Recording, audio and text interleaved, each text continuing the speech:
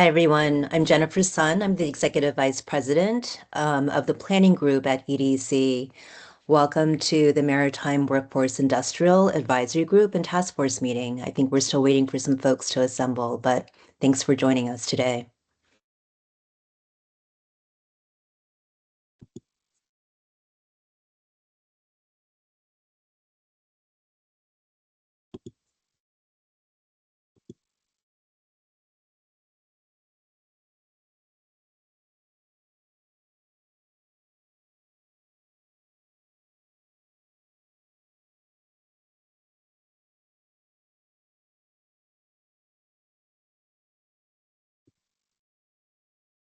So I think maybe to be respectful of everyone's time, I will bring the deck up so we can get started shortly.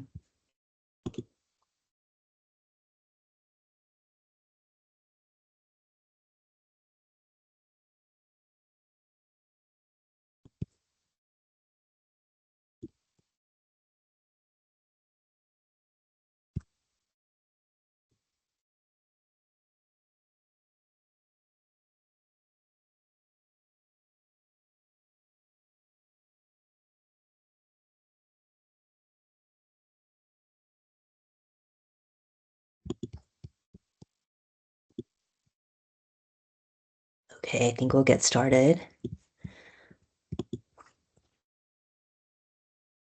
So we'll start, sorry, let me just get this going. Okay. So we'll start with, I think, a brief recap of what we heard before from the advisory group before I share a brief presentation about what the EDC team has learned from our port planning work for Brooklyn Marine Terminal, and then we'll open it up for a Q&A.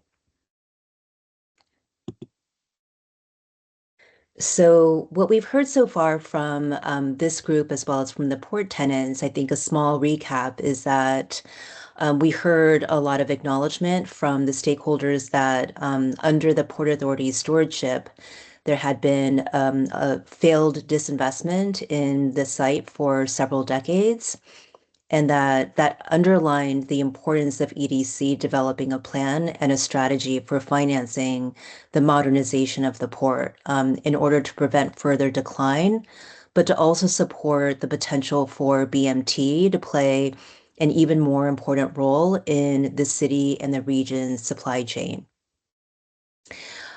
We also heard that this is an opportunity that may not reopen if this process is not productive. And so there was an interest in recognizing that we are undertaking an important process and to make the most of this opportunity today.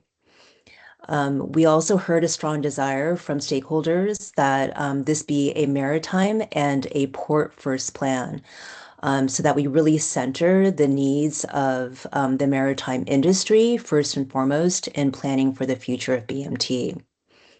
We also heard from participants the emphasis on the potential for fully realizing and supporting maritime uses at BMT, given their recognition of the high demand for maritime space, because there's a lack of those types of facilities in the city and the region. There was also interest from participants in understanding the future growth potential of BMT and looking at the Port Authority's 2050 master plan. And then there was also an interest in understanding, I think, more deeply the environmental impacts of blue highways, especially in Red Hook, given the last mile delivery impacts in the local neighborhood. And then turning to workforce and jobs, we heard that it was really important to consider job density as well as the potential for creating family sustaining wage jobs. So the quality of jobs is just as important as increasing the number of job opportunities locally. And we also heard the potential for co-locating more ancillary uses, so other sort of maritime supportive industries that could be co-located together at BMT.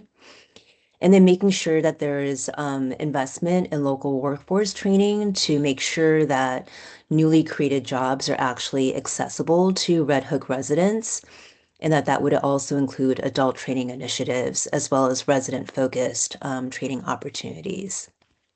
So before I go further, I wanted to see if there were other points of feedback that the advisory group members wanted to emphasize in our summary here.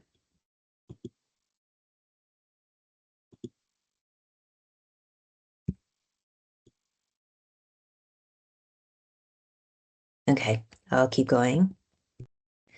Let's see. I think Carolina's hand is up. I'm sorry. Carolina, please go ahead. I think you're on mute. I don't use Teams. We can hear you, Oh, you so can? it's Okay, working. yeah, 'cause Yes. I know the Zoom I'm like looking around for the things. So yes, I just want to specifically add a home for Portside, which is a fully realized Portside, which is a Portside campus. I've brought that up repeatedly. So not just Maritime Support Services, but Portside has been planned. Our 20th anniversary will be in May, to create a new paradigm, which actually aligns with the sort of thing you're talking about at BMT, serving working waterfront, serving the community, creating job pipeline, all of that. I want to see you guys start to say the term portside, and I think the neighborhood does too. Thank you. Yeah, Carly? I just want to add, I think there's a few things that came up, like the need for boat tie-up space, lots of other things. So I just want to clarify that I don't want to be approving this as any sort of like representation of the full outcomes of the last meeting. I don't think we can do that on the spot, and I don't think one slide would probably cover it. Understood. I want to acknowledge this is a high level summary, but I acknowledge, I think, your point that there's been a much more detailed sort of description from the advisory group members and task force members of the fuller range of uses that are possible for supporting maritime at BMT. Okay, so I think with that, I'll try to keep this presentation brief, but really wanted to take a moment to share what the EDC planning team has been learning as a part of this process, with support from our port planning consultants, Moffitt and Nickel, but also through industry outreach, interviewing port operators who operate terminals both domestically in other parts of the country as well as internationally. And so what we've proposed for the Brooklyn Marine Terminal is really a port-centered plan. And so EDC is really committed to supporting a modern and clean electric port for the future for the city and the region. And what this means is that in order to modernize the port at BMT, we believe that it requires significant new infrastructure, starting with a new marginal pier that has higher load-bearing capacity to support a fuller range of maritime uses, in addition to continuing to support container handling at BMT and more of that activity in the future.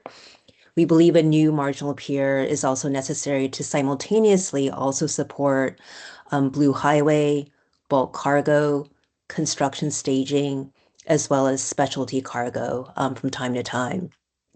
And so what we're proposing here is a 60-acre port with a marginal pier that provides enough linear feet, specifically about 1,700 linear feet, that allows more than one vessel to berth simultaneously for that fuller range of activities to happen at BMT, as well as a sort of deeper wharf that facilitates more efficient movement of cargo between Pier 10 and the new marginal pier replacing Piers 9A, 9B, and 8.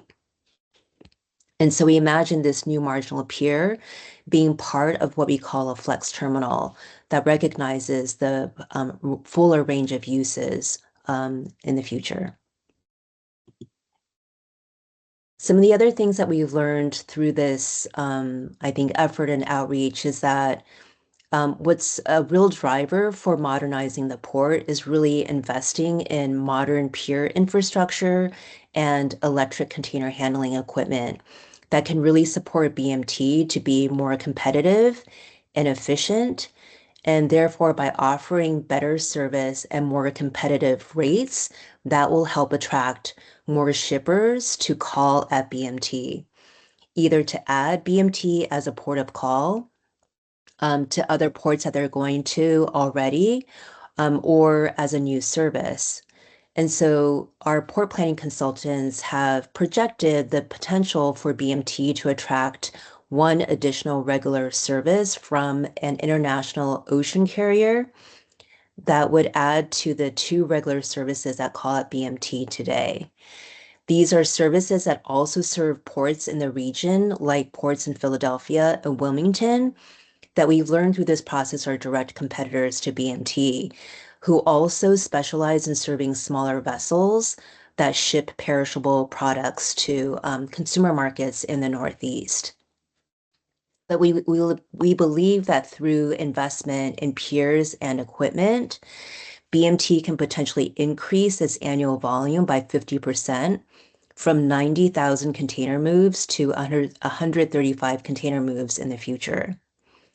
What we've also heard from our industry outreach is that we can make BMT a more attractive port by connecting BMT to a future Blue Highway service with Hunts Point, because Hunts Point is recognized as a regional food distribution center. And so by increasing the movement of containers by water, and specifically refrigerated containers, presents a really attractive market opportunity for future operators, and to be able to operate that service potentially more efficiently and make that service as competitive to trucking as possible. As we've talked about, this 60-acre port, in addition to supporting more container volume, as well as Blue Highway, would also be able to provide simultaneously the capacity to support construction staging and bulk cargo together at the same time. We also learned that it's industry standard for ports to densify their operations.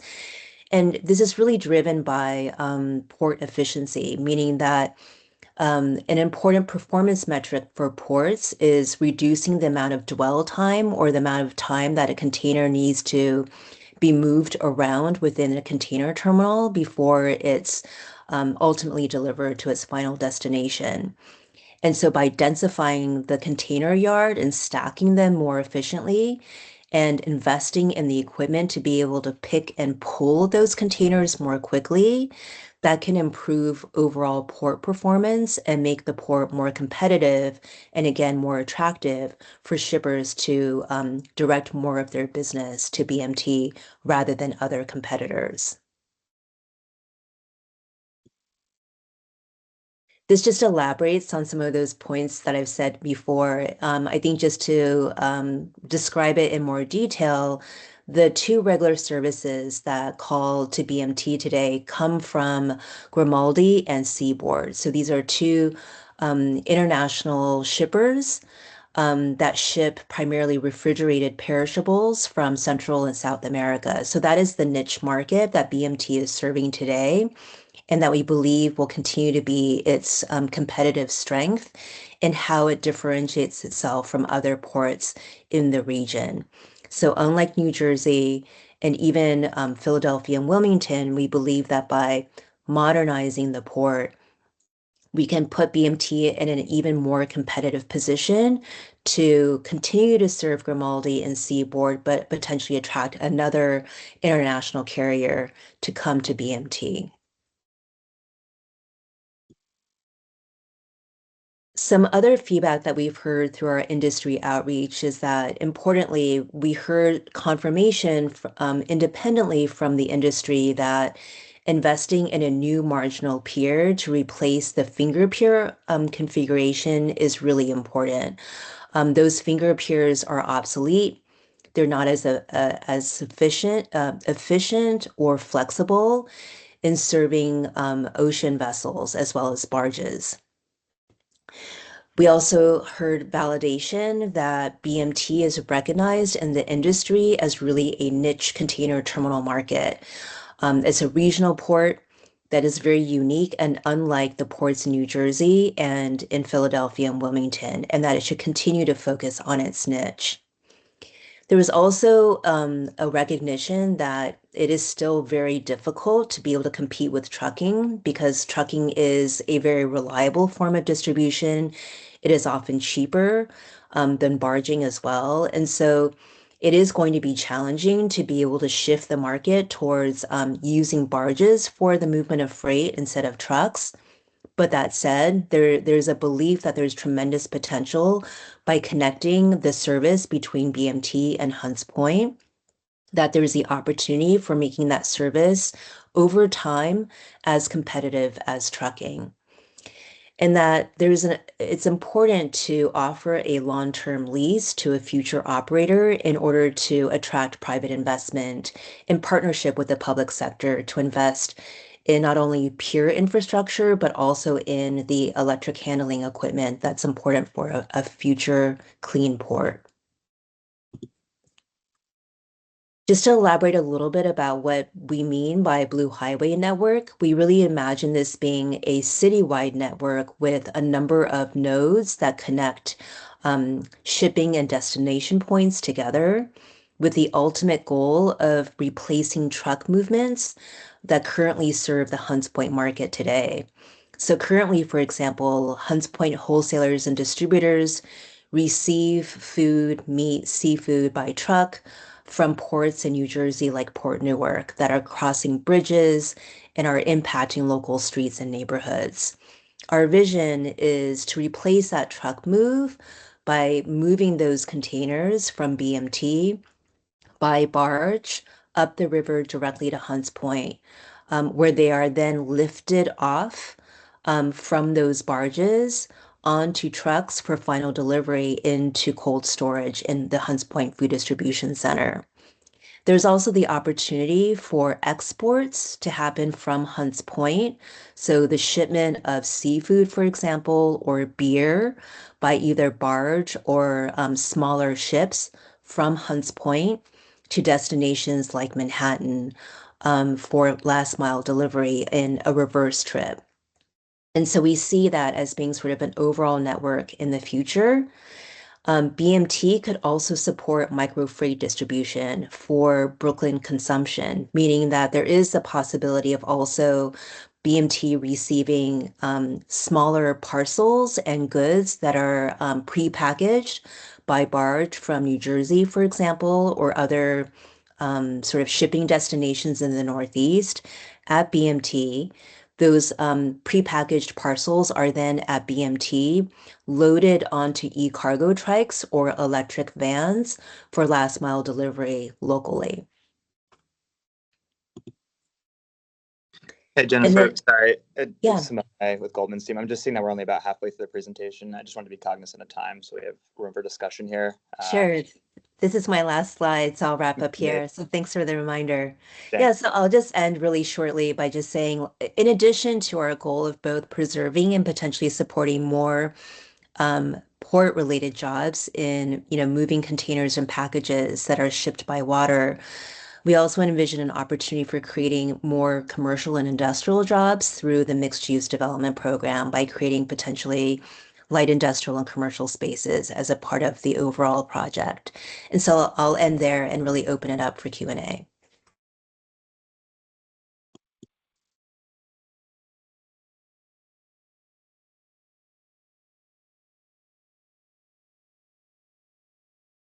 Nikki, do you want to go Hello. ahead? Hi. So the first time, there we go. The first time I know my committee heard about the possibility of this being an all-electric port was at our last meeting. How committed are you to that? Because then that definitely shifts thinking around what workforce development would go there. Simply because if you're looking to an all-electric port, other pathways that can be developed for the local community members, things like EV charging technician and things like that. Those are, unique pathways, and you would also need training space for those type of pathways at the port. My other question, so I just want to know, like, how firm is that? What does that look like? What is that commitment? The other piece to that is at the last meeting, we also learned that there was no way to enforce community hiring with this project. And that is a bit problematic because, again, you're talking about having a niche market of like refrigeration and all of those types of things. Again, that is a very good pathway, like refrigeration technician and things like that, that requires training, no bachelor's degree, that could be very beneficial to the local community. But if they are not being considered for hiring for that, or there's no commitment for hiring, that's a very good opportunity that could come to the community that could just be outsourced to someone else, and it doesn't benefit the community. So if there's no obligation, quote unquote, how are you thinking about encouraging community hiring for the work that's going on here? Because those 300 maritime jobs could end up not going to anybody in the community, and that would be a waste of time and energy for a lot of folks. Yeah, so I think to your first question, about our commitment to an electric port, it's real. I think as an example, even before EDC took over management control of Brooklyn Marine Terminal from the Port Authority, I was involved in writing 3 grant applications to the federal government. One of them was for clean ports with the EPA. We weren't awarded that grant, but the purpose of applying for that grant was really to secure federal grant support to actually support electrification of BMT, meaning, for example, replacing at least one substation. There are several substations at BMT. One of them that we learned from a very, very early site investigation report pointed us to the need for replacing one of those substations in order to support future electrification of the port. So that was an example of an investment that we wanted to try to secure federal funding dollars for to be able to get the infrastructure in place on site to be able to support the additional electric loads from electrifying the port. So we'll continue to look for federal funding as well as a part of the overall financing model for the program of directing investments from project revenues towards making investments in both the electrical infrastructure as well as the equipment for moving containers and packages with electric powered, battery powered equipment instead of diesel. Your electrical issues, where is the EDC with fixing the shore power at the cruise terminal? That's a separate question. Let me just maybe finish addressing Nikki's, Carolina, and then I'll address your Sorry, question. you stopped, so I thought you were done. No. Nikki had a second question about community hiring. So I might turn to my workforce colleagues to speak more about that. What I'll go out on a limb to say is maybe from my background in working in nonprofit affordable housing, I know that we face challenges with being able to sometimes prioritize, let's say, local residents for affordable housing because there might be like fair housing laws and it might be viewed as being discriminatory. But what I found was that it was very important to work with local organizations on the ground to do the marketing, the community engagement, and the training to make sure that local residents were fully aware and had full access to those opportunities to participate in training programs.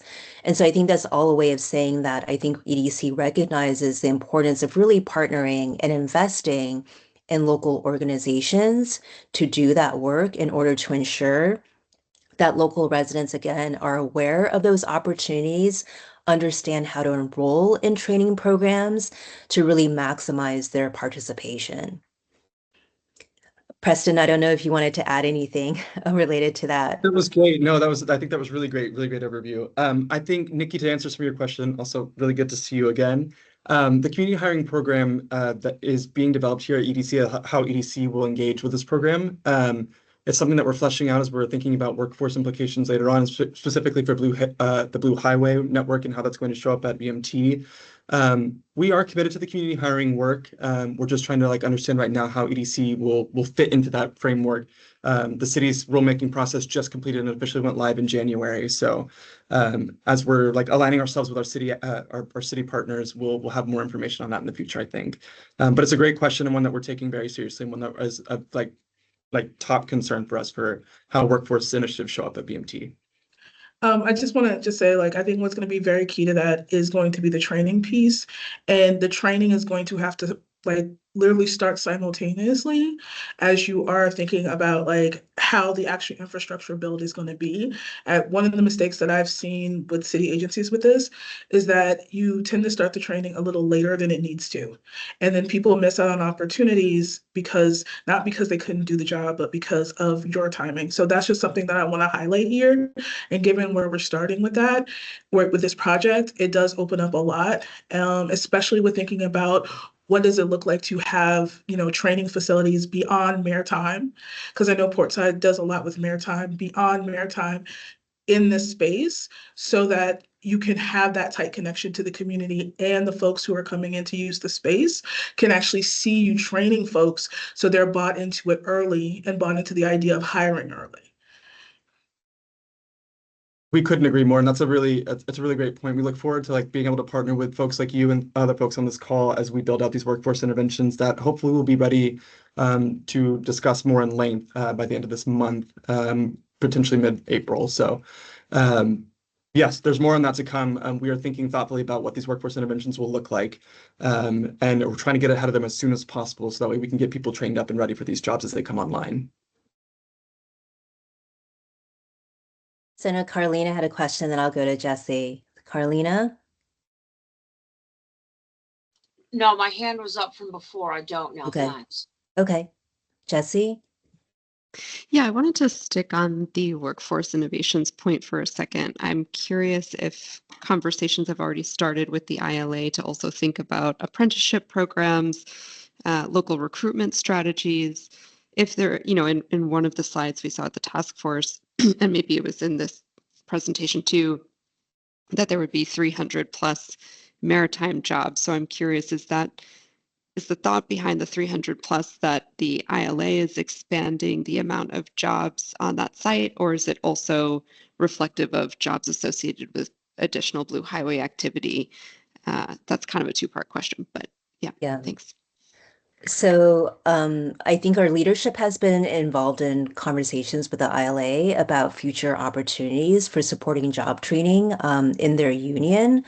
I think we also want to be realistic about, creating opportunities outside of the ILA as well. I think specifically with the ILA jobs, I think we're realistic about the possibility of really retaining the number of jobs today, meaning that there's about 170 full-time ILA jobs today. I think it's difficult for us to project how many more jobs would be created through the increase in throughput. I think what we've seen in other ports that have invested in modernization and that have increased the volume that they've handled, as well as electrifying their ports, has meant changing the types of jobs, not necessarily significantly increasing the number of jobs, meaning just the ways in which they work in the port might shift. So, for example, having an electric port, you might be operating different types of equipment that requires a different skill sets. That actually could potentially be higher wage, but the overall number of jobs might not change dramatically. So that's a possibility if we were to look at what's happened at other ports. In terms of what the 300 sort of maritime jobs and that job projection represents, I think that includes both the ILA jobs today, future Blue Highway jobs, future cruise terminal jobs, as we think about the port being inclusive of the cruise terminal in addition to the container and flex terminal. And then I think some combination of jobs that are created from the mixed use program by creating more commercial and industrial space throughout the site.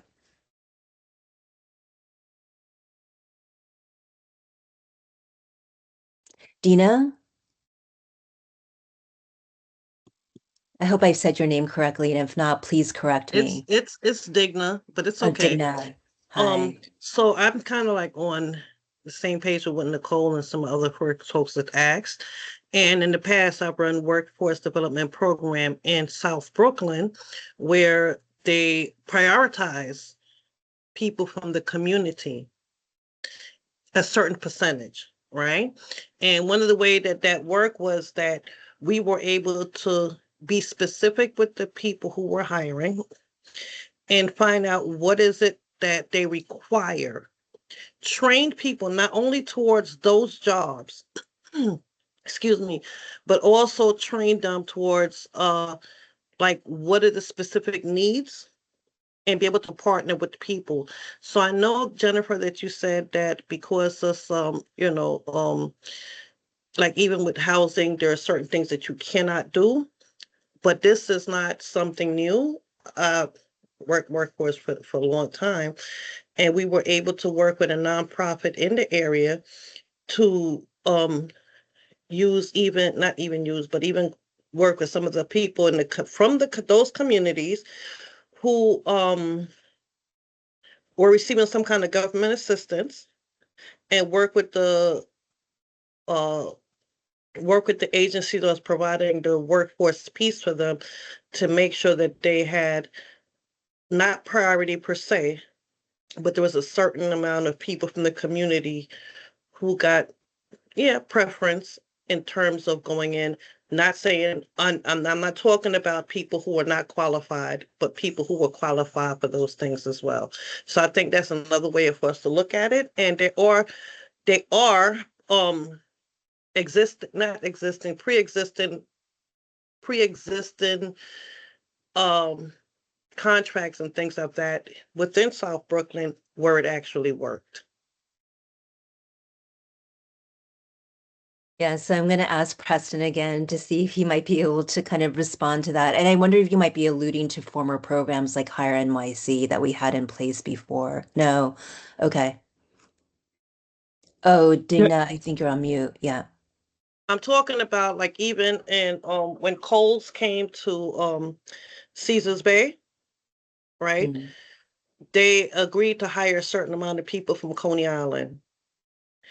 And in doing so, uh, they partnered with Stella's Development, who in turn partnered with me at the time I was working for Goodwill Industries.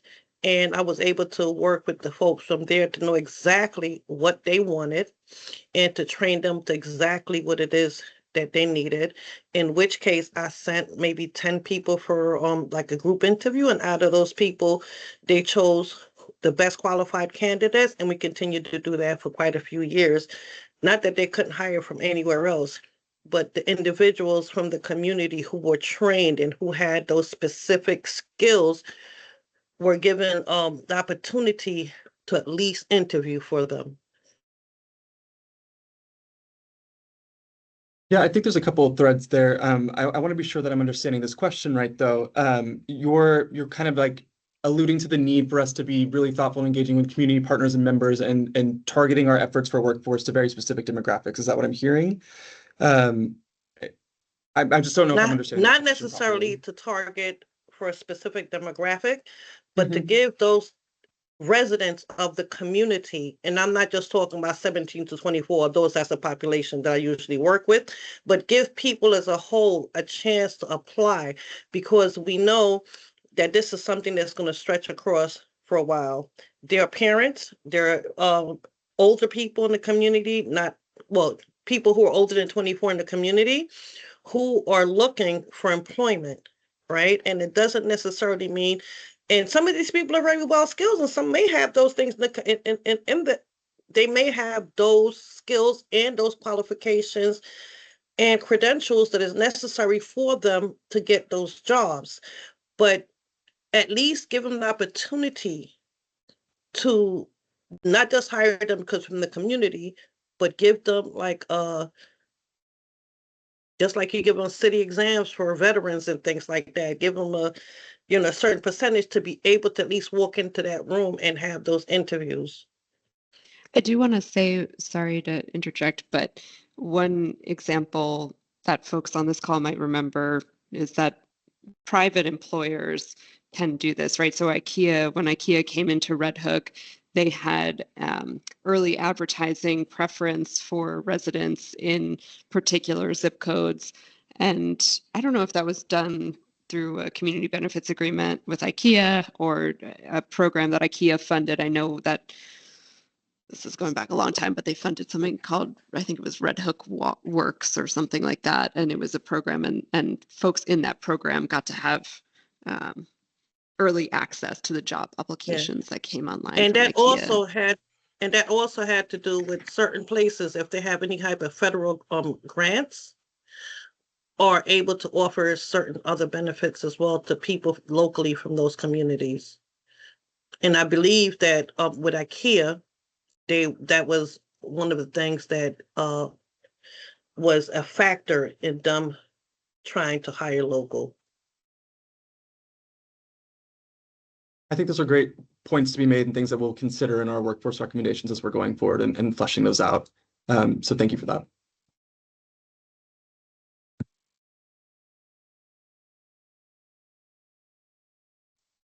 I got my hand up, Mallory or whoever's in charge. Oh, go ahead, Karen. Hi, Karen. Hi, everyone. I recognize some of you people on this call, but not most. And I'm gonna push back a little bit. I do agree with you, Miss Lane, that there are residents outside of 16 to 24 years old who need jobs. I do also agree that we need to start much earlier in our communities, actually just exposing our young people to these jobs. The most enthusiastic resident is a 12, 13-year-old because they're just too young to get their first summer job, which is very exciting for young people in New York. Just a little too young. And so we need a program that's going to expose them to their surroundings and to what is being offered so that we can mentor them until they get out of high school into these vocations. That's number one. Number two, for several decades, a lot of organizations have held vendor privileges with New York City Housing Authority, yet not been able to give us a number of how many residents they are actually getting jobs for. I told the residents when they were going after the IKEA jobs, everybody can't be a cashier.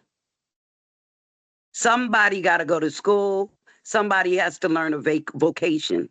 Right now, it's probably 2 to 3 people working at IKEA. It was not sustainable. Yeah, they hire you at the beginning, but I've been in Red Hook for over 40 years. People need jobs that are going to last their career. And that's not happening over here. So, number one, I think there's some intros in city council right now, 7:30 and 7:31, which will have any vendors working for any city contracts have to report back, because that's quite unfair for you to say that you care about Red Hook. And then when we ask you the questions about the numbers, you talk about you got a 5-borough catchment. That's not helping me, and that's not helping Red Hook. So we have to be more authentic and more deliberate when it comes about how we're going to actually get these jobs going for these young people. And the first thing we need to do is stop asking old people what jobs young people want, because y'all have no clue. Neither do I. Most of them are in some fantasy world thinking that they're all going to be entrepreneurs on Facebook or TikTok. We have to expose them to real jobs and do it equitably. So that's my take on this. And like I said, I know a few of y'all on here, and if you're vendors, please put who you're vendoring for and what organization you're with, because I only know a couple of y'all on here. Thank you. Thank you. Carly? And just to follow up on that, how is the EDC gathering input on your community hiring program from this AG, others, the community? I just heard about it today. I'm just curious what your process is for that. It's and actually then I do have so a few ideas for you. great. No, that's super helpful. Yeah, we've been closely coordinating. Our team has been, I should say. We have a new assistant vice president for program monitoring and evaluation that was hired and brought into our team a couple months back. She's been working really closely with the Office of Community Hiring, so Doug Lipari, and figuring out how EDC is going to just from a process basis, mostly like figure out how we're going to coordinate with the city agencies to develop this, because the way that community hiring works right now is that EDC is not like, we are not required by the current law and the current rulemaking process to engage in community hiring, but we can, the legislation allows us to.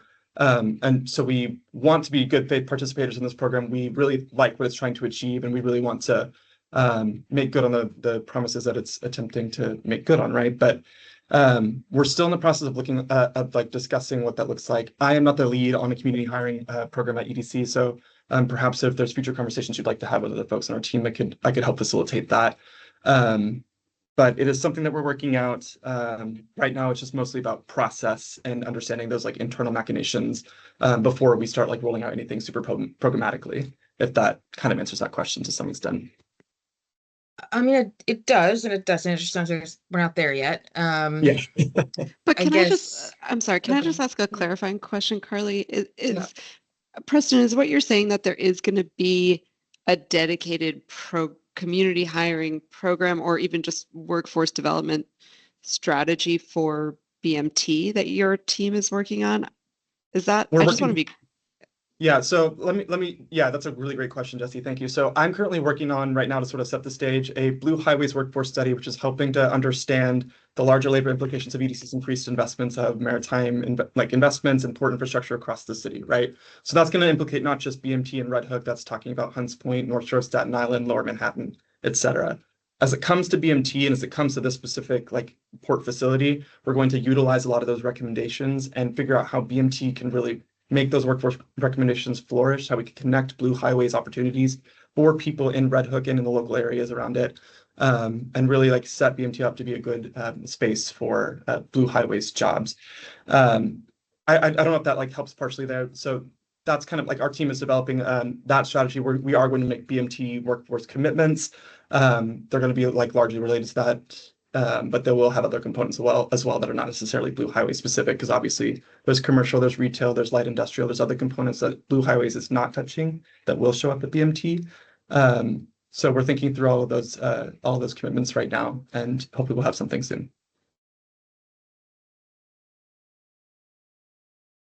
Nikki, you can go ahead. So again, two things. One, if we're thinking about the workforce development strategy for this location, I would also really encourage you to think about it, taking it even before it's like all nice and shiny. One of the questions that I asked last time when my committee met was, what is the plan for community hiring during the construction phase? Because a lot of those early construction jobs, general labor jobs, things like that, they're a good precursor for folks to be able to step into more advanced training and other things. And so a lot of times that gets missed when thinking about redevelopment. Is like those types of construction jobs or like those types of training opportunities for the community. So I would extend your workforce thinking to even the actual construction that is happening, and like what are the community hiring opportunities there? What are the training opportunities there? That can start to build that really good pipeline into like, future opportunities, future jobs, or even feed other opportunities throughout the city. The other thing, we were talking about light industrial. I brought this up at the last meeting, but if you're thinking about doing an all-electric port, you also might want to think about not just the ancillary industries that fit for maritime, but that would also support like an all-electric port. So one thing that is very pressing in a lot of ways is like batteries, maintenance of batteries, treatment of batteries, but also even the recycling of batteries at the end of their life cycle. If you're looking at really having that all electric port and all those, I think that could be a really good opportunity that again would be connected to what's going on at the port, offer, increased job diversity to what you're doing, and, be a really good benefit for the city overall. That's great, Nikki. Thank you. And sorry, I don't think I landed that plane very well, but the community hiring work will be incorporated into like the eventual construction agreements as they come down. That's part of what our community hiring program is aiming to do, is to figure out how those requirements are going to apply to that in the future. But thank you so much, Nikki. Yes, that's great feedback and things that we will loop into our workforce commitments. Yeah, I would echo that. I think just to highlight that, one of the features that we're looking at as a part of the electric port is on-site renewable energy. And so if we incorporate that into the plan and in the project, to your point, there is the opportunity then to think about how there's a workforce that can support that infrastructure, in addition to the maintenance and repair of electric vehicles and container and cargo handling equipment.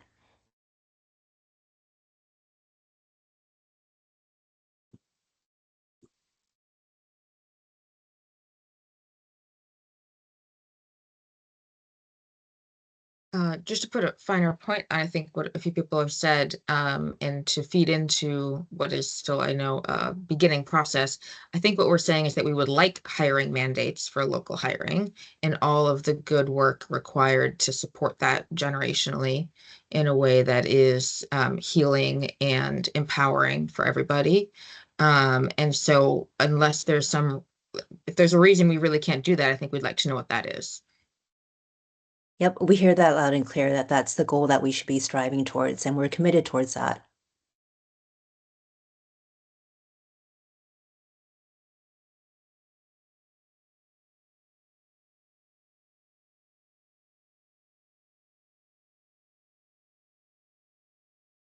Are there other questions or reflections from this group? Jesse? I have a question, but Michael, I saw you had your hand up briefly, so I just want to make sure we're good there. It was an error. I meant to thumbs up what was Okay. being said by Carly, and I hit the raise Cool. hand. Go ahead, Jesse. I wanted to shift a little bit to talk about small business support in this conversation. I'm really glad to hear that some thinking around a workforce strategy around Blue Highway is present. I have follow-up questions about workforce strategy for those other elements, Preston, that you alluded to, but sounds like that's forthcoming. In terms of small business support, one thing we've seen is a desire to see mixed use light industrial on the ground floor of some of the residential spaces. I want to understand the strategy to actually see that plan realized. I'm sure folks on this call have recommendations for that, myself included, but I also want to hear other strategies for small business support and if EDC has begun to think through what programmatically that might look like. I would say that we're still at a very early stage because I think, as you know, Jesse, from the task force process, we're still, I think introducing what the land uses might be. So from a physical planning perspective, I think what we've started to propose is thinking about how to create the space that can support a diverse mix of businesses, retail, commercial, and light industrial. And I think then to build upon that, really task force input about the kinds of businesses that could occupy those spaces. I think one of the things that I want to be sensitive about is, on one hand, how can it potentially create opportunities for existing businesses in the neighborhood, meaning Red Hook, Columbia Waterfront District to potentially expand, if that's what they're interested in doing. But at the same time, respecting that we don't want to sort of cannibalize, right, businesses from existing neighborhoods that are providing important services and having them come to BMT. So really, how can BMT be additive in really supporting, the sort of overall small business community that serves these neighborhoods? But in terms of like light industrial space, it could be a range of, design, fabrication, woodworking, a range of manufacturing and other types of light industrial activities. When we talk about commercial, it's about, neighborhood serving retail types of amenities.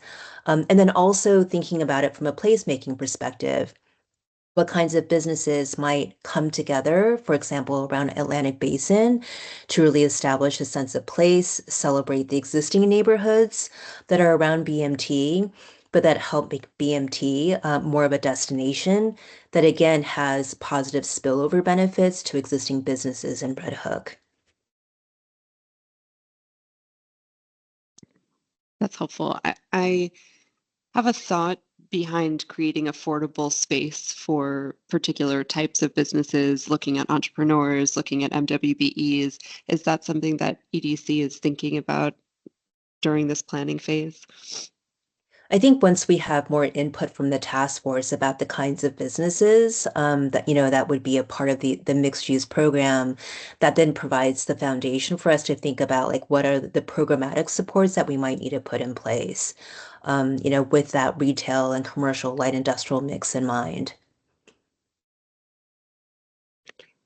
But I mean, certainly there's a commitment to supporting MWBE businesses. We always look, I think, in, our sort of economic development work by sector at opportunities for wherever possible, targeting support to invest in the capacity of MWBE companies and businesses to have access to opportunities for growth. I don't know if Digna or Carolina is next.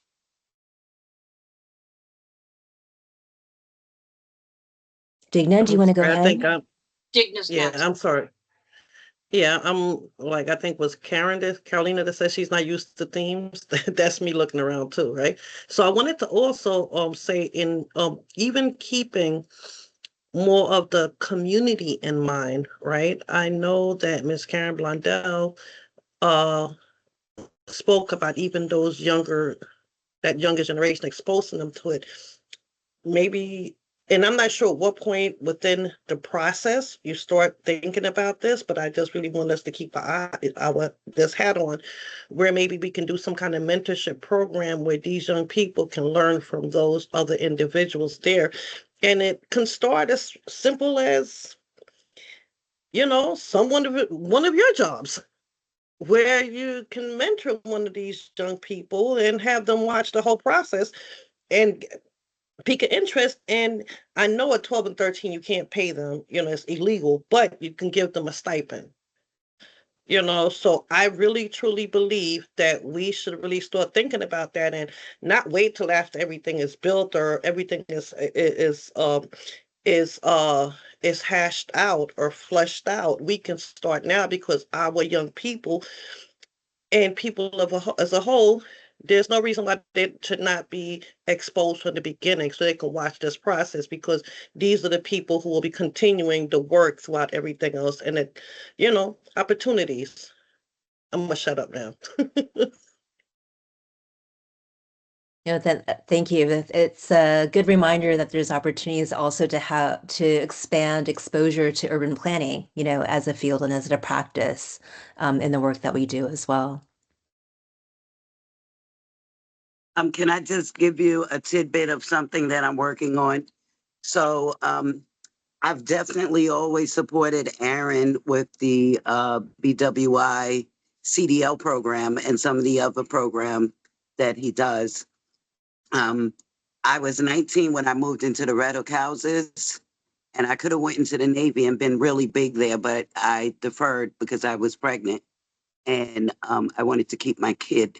And so the fact that nobody actually assesses all of this energy that is inside of these developments at an earlier stage, where we could be doing like an ABC assessment. Right now we have AI. AI can quickly help us to put people where they do well.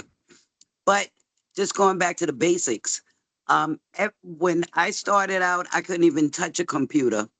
I learned at the Red Hook Library, and from there, I became a computer-aided drafting designer over time. What I'm saying is, I could have been a construction inspector next, but I didn't have a driver's license. Most jobs require you have a regular driver's license, not a CDL, and not a vehicle, a driver's license. That is the number one stigma for a lot of young people and older people in public housing. Now I'm older, I'm not looking for a job, I might be looking to move. But what's restricting me from moving is if I was to leave the urban setting and go live with my daughter in Long Island, or a family member in Florida or Virginia or even Denver, I can't drive. I don't have a driver's license. We do a disservice to our young people by always talking about how congested it is. That's one thing, but not giving driver's license as a part of economic equity to young people across New York City is another tragedy. So I have some seed money, and I will be sponsoring here in Red Hook a regular driver's program this year. And it will not have an age limit because it's not just for 16 to 24-year-olds. Though I want to focus on them, there are a lot of older people who need the same trainings. We didn't get it. We were divested in for 30, 40 years. And so that's the start. That's one of the things we can start with, because no matter what we do, no matter what you guys offer, at the end of the day, 90% of the applications say driver's license required. So I'll stop right there.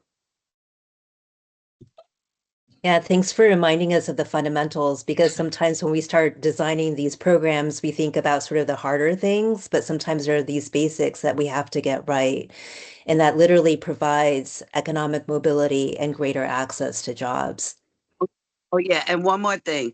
I think the difference in me would have been like if somebody would have sat me down and say, hey, being a civil service, being a police officer, you can retire in 20 years. You get a pension. Here are the benefits. Here are the challenges. If someone came and talked to me like that, someone else came from Local 15 and told me to be an operating engineer, this is what you're gonna learn. These are the type of spaces you're gonna be in. You're gonna be up high, you're gonna be down low, but you're gonna earn a pension, an annuity, and your Social Security. Those are the little things those little nuances that click to young people's minds. You know, when they look at their age and they know that they can be finished with a career within 20 years, that might be just what they need to hear to get them there. So we all of us, every single one on this call, we should be designing our own program where at least once or twice a month, we are bringing people either virtually, like we're doing now, to our young people to talk about how they got their jobs, what the challenges were, and what the benefits are. Because from here, we're planting seeds in our children's mind, and it will grow where it needs to grow. Thank you. I think we might have time for Carolina, and I think Michael also, I don't know if you were reacting or raising your hand, but I know we have to hop off to another call as well, so. Okay, I just wanted to speak up first on behalf of a business that's here in Atlantic Basin, Lehigh Maritime, because earlier you were talking about industrial and fabrication and whatever. It was sounding very much ashore. So he is right now rehabbing a floating dry dock with the idea of repairing vessels of the size that are basically those of the Blue Highway, also ferries, small tugs. And I just want to make you aware of that and also be thinking in that kind of way, because I think in a lot of the language coming out of EDC, it hasn't been very vessel focused, except it's a container ship, a cruise ship, or a Blue Highway thing. There are lots of maritime things that use the water, need the water, and also need adjacent building or shed space, as it's called here. Preston, if you're doing a study of Blue Highway workforce, can I talk to you, please get your contact information? Because that is an area that Portside has wanted to be serving for years, and I want people to know, well, leaving that for now. I'm going to make the observation that this workforce conversation, you guys are really talking in silos, and Portside was designed to not be a silo. In other words, it's a workforce program. There's a time period. It's before the construction. It's during the construction. It's a special program. The idea of Portside was to have a year-round presence, serving all aspects of this community, visitors and also work boats. So we would be doing culture and art and job training and school programs and family events and B2B services to work boats. So then there's not this dilemma of like, how do they know that there's a job? How do they meet someone who has that kind of job? All of that with my experience documenting the harbor and working with consultants with national level reputations, a licensed captain who was getting an urban planning degree at that point. This was all studied to find ways to make synergies so that this, a year-round Portside of the real fully realized type, which is not what we have now, has been the long-standing idea. And I'm going to stress that for you because I'm listening to how you're thinking, and you all have deep experience in your professional space, but it's a way of working in silo. And Portside was designed to create synergies. And synergies will really be game changers. Because I'm going to tell you, particularly if you're talking about NYCHA residents in this neighborhood, NYCHA residents are not, though they're the overwhelming majority of the population in the neighborhood, they are not the overwhelming majority on the waterfront. And we know that because we worked for years to try and get more NYCHA residents here. And another maritime nonprofit in the neighborhood says that you can tell by you go around the neighborhood. So there needs to be ways to, besides a job fair of 4 hours or a special program, to actually connect residents of housing here to the waterfront. And I think it really would benefit, again, I know it's a sales pitch for Portside, that what we're trying to do. I will also tell you that this year we're now working with the Coast Guard Auxiliary to do programming that we had wanted to do in 2023, but I'll leave that aside for now. With workboats coming in, so it'd be available for the public to see what these government workboats do. And by government, I mean the fire department, the police department, the city DEP, the Army Corps, the Coast Guard. And so you get to understand the work of that boat, but the auxiliary, Coast Guard Auxiliary, would be there with kind of knot tying, line throwing demos and whatever else, deliberately targeting both the young people, the age cohort that Karen Blondell keeps mentioning, but also vets. There's actually a national need, about a crisis for the younger vets of Afghanistan and Iraq who are having reentry problems and need work. So we're talking about trying to reach those populations while also providing a public event. That's like quintessential Portside. Thank you.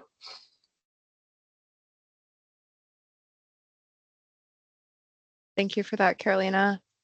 I don't know if folks at EDC want to close out. We do have another call with another AG, but we really appreciate your time and feedback.